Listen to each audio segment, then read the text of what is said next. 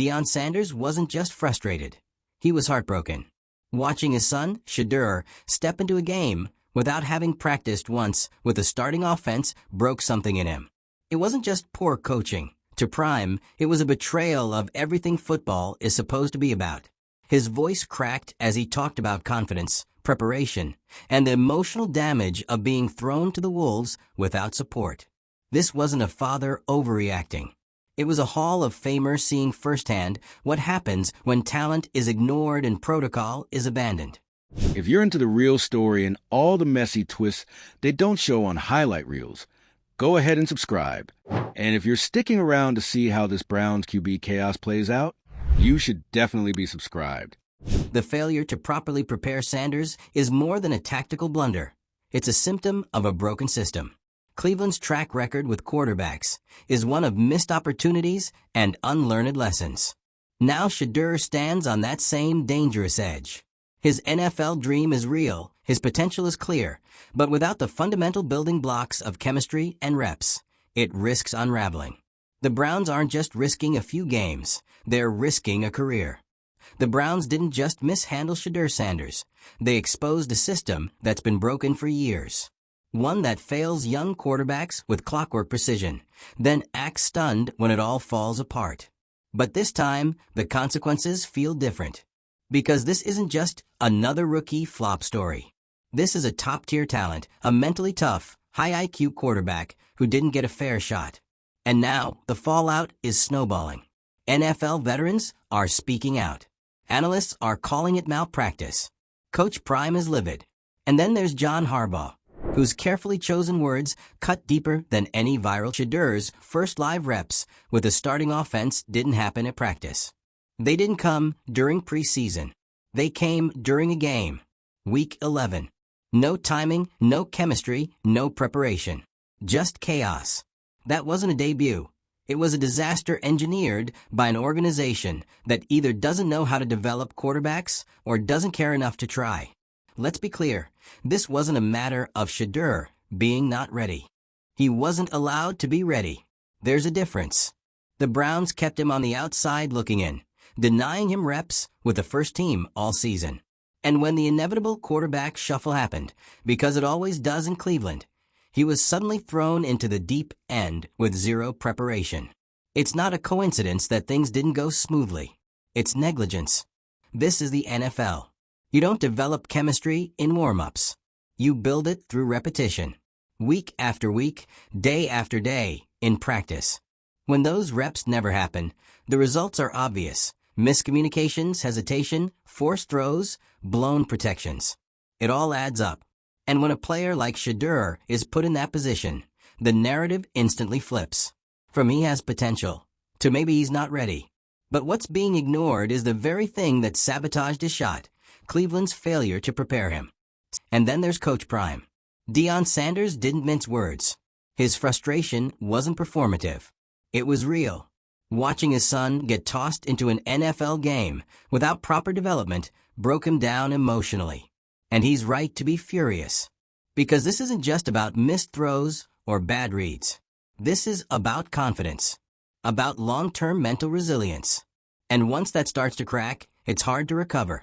You could hear it in his voice. He wasn't just frustrated as a father. He was frustrated as a football mind. As someone who understands exactly what's needed to prepare a young quarterback for the pro level, and watched an NFL franchise do none of it. His son's development wasn't just stalled. It was sabotaged. Then comes John Harbaugh. Subtle, calm, but deadly. He didn't call out the Browns directly, but his message landed anyway. He spoke about how well-run teams prepare all their quarterbacks, starters, backups, everyone. They stay ready. They stay engaged. Because in this league, one play can change everything. And when it does, you better have a guy who's practiced like he's going to play. That wasn't just coach speak. That was a gut punch.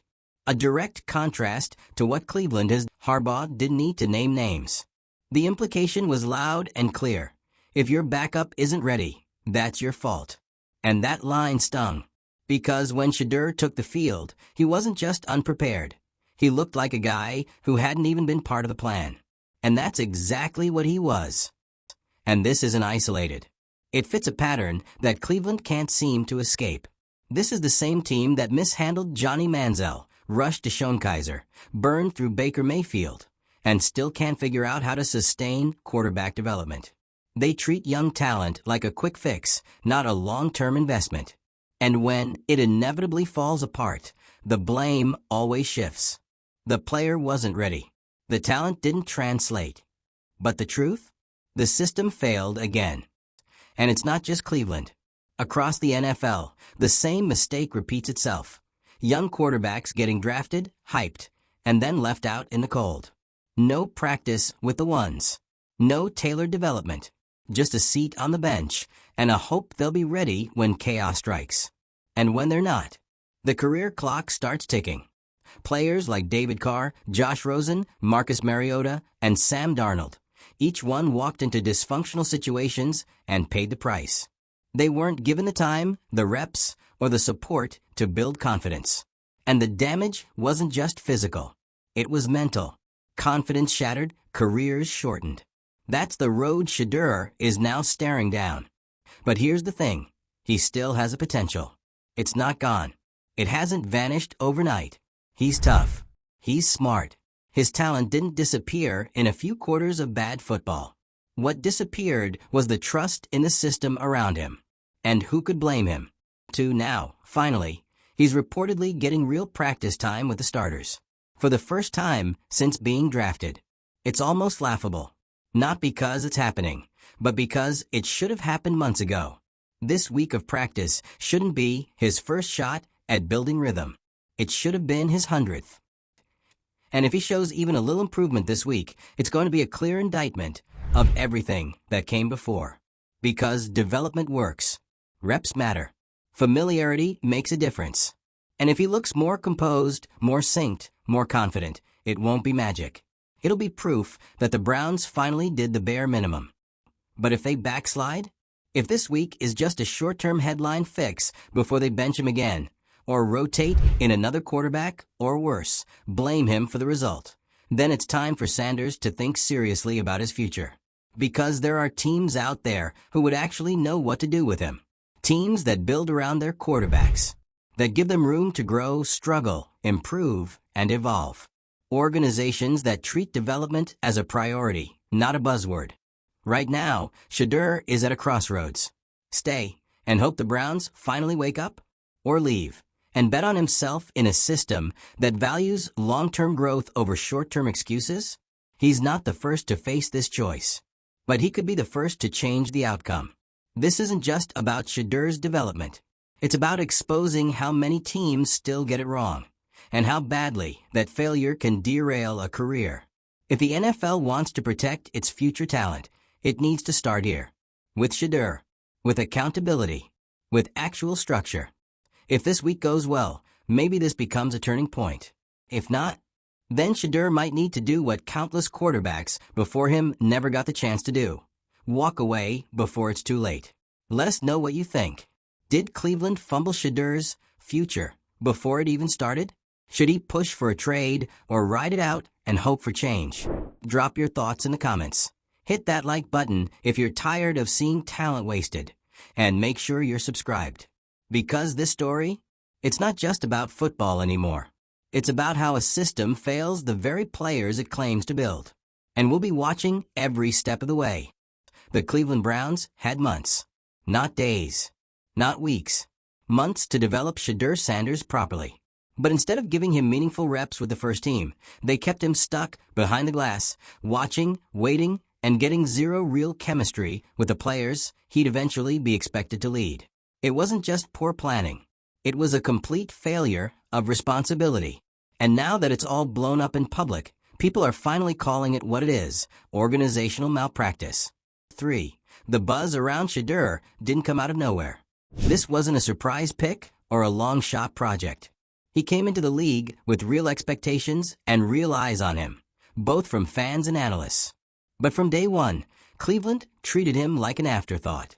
No first-team reps during training camp. No installation of trust. Just a clipboard, a bench, and hope that something would magically click if he was ever needed. Well, that moment came. And what did the Browns do? They threw him into his first game action in Week 11, without ever giving him practice time with the starters. He was expected to perform, to lead, to execute, despite having no live timing with the receivers, no rhythm with the offensive line, and no real exposure to the pressure of leading an NFL offense. What happened wasn't a surprise. It was a slow-motion car crash the team could have prevented from the start. NFL analysts were quick to point out how unacceptable this was. Not just unfair, not just questionable, unacceptable. A rookie quarterback making his NFL debut without any preparation with the ones? That's not just negligence. That's actively working against your own player's development. You don't bring in a young talent with promise and then do nothing to help him succeed. But that's exactly what the Browns did. And Coach Prime? Deion Sanders wasn't going to stay silent. His reaction said everything. He was emotional, yes, but more than that, he was broken. Not because his son struggled, but because he knows exactly why it happened. It wasn't Shedeur's skill. It wasn't that he wasn't ready mentally. It was that the team that drafted him didn't lift a finger to help him build chemistry, confidence, or comfort. Deion wasn't just venting as a parent. He was speaking from a deep place of football understanding. And what he saw from Cleveland wasn't just disappointing. It was painful. A complete disregard for the quarterback development process. A refusal to do the bare minimum required to bring a rookie up to speed. His son's confidence wasn't lost in one bad game. It was chipped away week by week, rep by rep, with every opportunity the Browns failed to give him. Then came John Harbaugh. No ranting, no name-calling, just a calm, surgical critique delivered with the precision of a veteran who's seen it all. Harbaugh didn't need to say Cleveland's name. He just spoke the truth. Good teams prepare their quarterbacks, all of them. Starters, backups, rookies. Doesn't matter. Everyone is brought up to speed because you never know who's going to be needed. Harbaugh's message landed like a sledgehammer. He didn't have to shout. The contrast between the Ravens and the Browns said everything. One team develops quarterbacks. The other throws them away. Harbaugh's subtle jab wasn't just shade, it was confirmation. Confirmation that Cleveland had dropped the ball so hard, it rattled the league. And this isn't a new thing. It's a pattern. Cleveland has a reputation for mishandling quarterbacks. David Carr, Johnny Manziel, Deshaun Kaiser, Baker, Mayfield. The names change. The mistakes don't. It's always the same cycle. A young player walks in with talent. The system gives them nothing. And when things fall apart, the player takes the blame while the organization resets and repeats the same process with someone new. What happened to Shedeur is just the latest example. But it feels heavier this time. Because this isn't just a missed opportunity. It's a case study in what not to do. It's every failure point in quarterback development, all bundled into one real-time implosion. The reps matter. The preparation matters. The support matters. And Shedeur got none of it. People are already speculating about what comes next. Should Shedeur demand a trade? Can things be salvaged if the Browns finally start doing their job? The answer depends on what happens now. Because for the first time all season, Shedeur is reportedly getting full practice time with the starters. And while that's a step forward, it's also a glaring admission. The Browns knew all along what they should have done. They just didn't do it.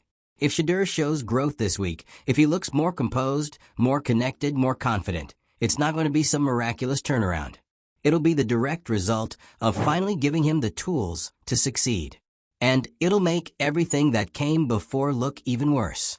Because the talent has always been there. What was missing was a team willing to invest in it. And that's the most frustrating part. Shedeur isn't some raw, uncoachable prospect. He's a proven leader with football pedigree, mental toughness, and real NFL-level talent. But talent without preparation is wasted. And wasted talent in the NFL doesn't just hurt the player. It damages the entire organization. Cleveland's refusal to build chemistry early on wasn't just a minor miscalculation. It was a decision with lasting consequences. Quarterbacks develop confidence through reps, relationships, and rhythm. The Browns skipped all of that, then seemed surprised when the machine didn't run smoothly on game day. This is what systemic failure looks like. Not just one bad game. Not just one bad week. It's the accumulation of poor planning, coaching neglect, and a front office that treats young players like plug-and-play tools instead of long-term investments. And in the NFL, where careers can be short and unforgiving, there's very little room for that kind of mismanagement. The truth is, if Shedeur had landed in a different organization, one that understood quarterback development, prioritized preparation, and didn't repeat the same cycle of dysfunction, we might be having a completely different conversation. But right now, we're talking about missed opportunities, broken trust, and a rookie quarterback who deserved better. There's still a window for redemption. There's still time for Shedeur to grow, to adapt, and to show why he belongs in this league. But the Browns have to make a decision. Are they going to continue mishandling their young talent? Or are they finally going to learn from their past and give this quarterback what he needs to succeed? Because if they don't, Shedeur has options. And after everything he's been put through, he has every right to consider them. At this point, the Browns don't need a rebuild. They need a reckoning. Because what they did to Shedeur Sanders is bigger than a one-game blunder. It's a kind of failure that echoes through a player's career and signals to the entire league that nothing has really changed in Cleveland. New faces, same dysfunction. New draft picks, same missteps. And once again, it's a young quarterback left to pay the price. Let's be real. A quarterback isn't just expected to know the playbook. He's expected to lead, to command the huddle, to trust his receivers, to be trusted by his teammates. But you can't lead players you've barely worked with. You can't build trust from the sidelines. Chemistry isn't built during game day chaos. It's earned in the grind of daily reps, consistent work, and actual first-team exposure. Shedeur didn't get that. Instead, he got slow-walked through the preseason, boxed into backup reps, and buried behind a rotation that made it clear he wasn't part of the immediate plan. And then suddenly he's the plan? That's not coaching. That's desperation. And the results speak for themselves. He looked uncomfortable. He looked rushed. He looked like someone trying to learn names on the fly, while defenders crashed the pocket. That's not on him. That's on the staff who left him to figure it out without giving him the tools. You don't draft a quarterback to sideline him into irrelevance, only to toss him into live action, as if he'd been practicing with the starters all along. And when it predictably didn't go well, the reaction from the outside world was swift. But not everyone piled on Shedeur, because people saw what was happening. Analysts who've been in this game for decades could tell this wasn't a rookie problem. It was a franchise problem. You don't build confidence by isolation. You don't grow leadership by neglect. Deion Sanders knew that. You could see the pain on his face.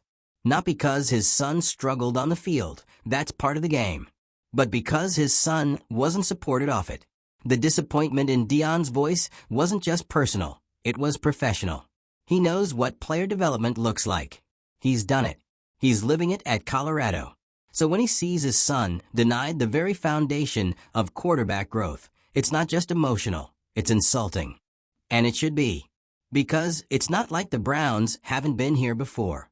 This isn't unfamiliar territory for them. It's practically their brand. Quarterback after quarterback walks in with potential, only to walk out with nothing but questions and regrets. Shedeur might be the latest, but if nothing changes, he won't be the last. That's why Harbaugh's comments carried so much weight. He didn't yell. He didn't throw anyone under the bus. He just calmly explained how things are supposed to be done, how real teams operate, how serious coaching staffs prepare their players, all of them, not just the starters. Because the good teams don't treat preparation as optional. They treat it as non-negotiable. 2. The way Harbaugh phrased it? It wasn't accidental. It was measured. It was intentional. And it was damning. Because when a respected coach like that highlights the right way to develop talent, it casts a harsh light on the ones doing it wrong. And right now, no one's doing it worse than Cleveland.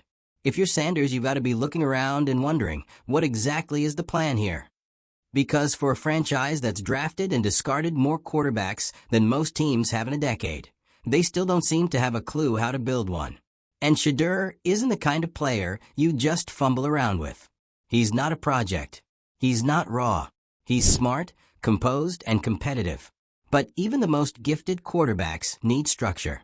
And this isn't structure. This is chaos. The Browns didn't just fail to develop Shedeur, they failed to protect him. Not from hits, but from doubt, from disillusionment, from that creeping feeling that maybe they never really had a plan for him in the first place. And once that doubt sets in, it's hard to shake.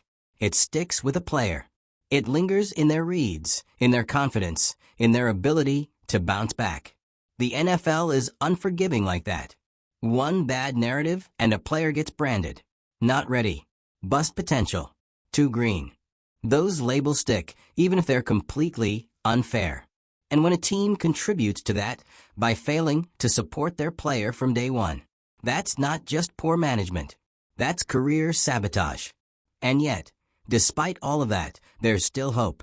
Because Shedeur's potential hasn't vanished. It's just been buried under the weight of Cleveland's dysfunction. And now that he's finally getting real practice time with the starters, there's a sliver of opportunity to turn this around. But it's a narrow window, and it won't stay open forever. If Shedeur performs well in the coming weeks, it'll say more about what he could have done earlier than anything else. Because it'll prove that all he ever needed was time, reps, and belief. And if that happens, it's not just a win for him, it's an embarrassment for the Browns, who had months to do the right thing and chose not to. But if it doesn't turn around, if the development continues to stall, if the staff reverts to bad habits, if the reps dry up again, it may be time for Shedeur to look elsewhere. Because at some point, loyalty to a broken system becomes a liability.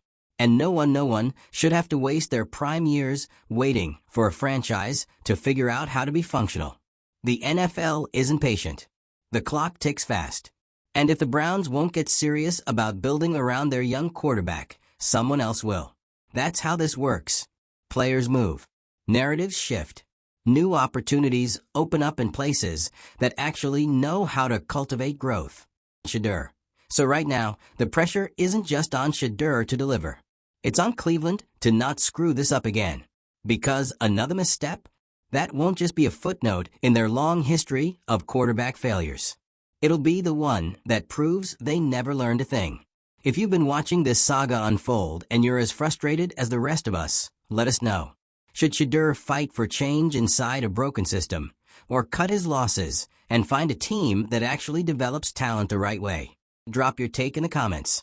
Hit that like button if you're tired of seeing quarterbacks set up to fail, and don't forget to subscribe. This story's not finished, and how it ends might just define Cleveland's future for years to come.